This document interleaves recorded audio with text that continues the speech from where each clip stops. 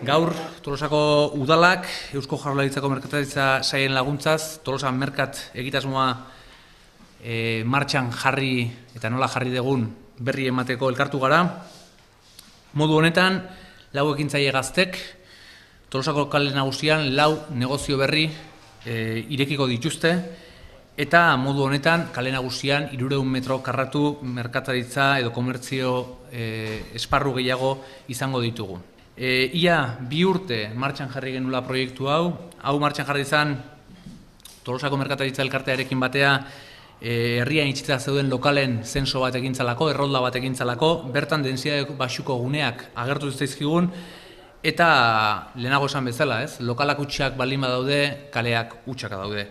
Konkurso publiko bat egin genuen, lokalak jaso eta eraberritzeko prest duen jabeekin hitz egin genuen, 11 aurkeztu ziren eta azkenik 4 izan ziren aukeratuak.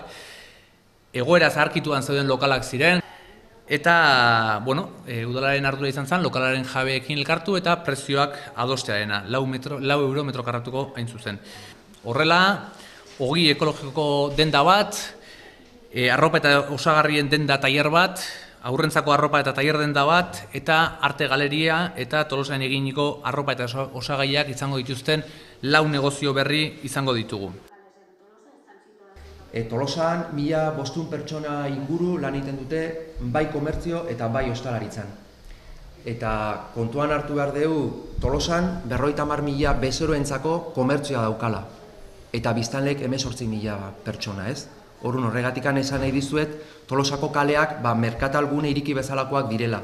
Nun merkatariak bizia ematen dute herriari, eta Ibai esan duen bezala, Tolosa bizirik nahi deulako, kale biziak behar ditugulako. Orduan, Tolosa merkat proiektua guk ikusten dugu oso berritzailea bezala, ez?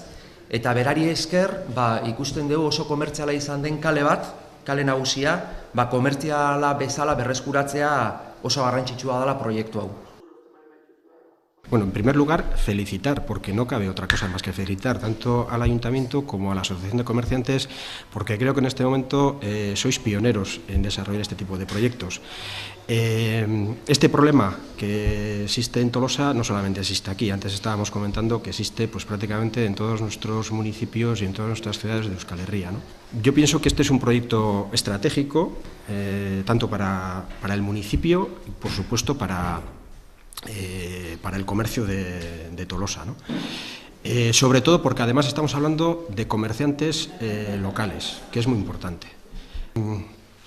Desarrollar este tipo de proyectos hace que la gente de Tolosa tenga cubierta todo lo que ellos demandan en Tolosa, por lo tanto también evita la fuga de gasto hacia otros municipios que puedan tener más atractivo comercial o hacia otros formatos comerciales. Y bueno, pues es una apuesta muy interesante.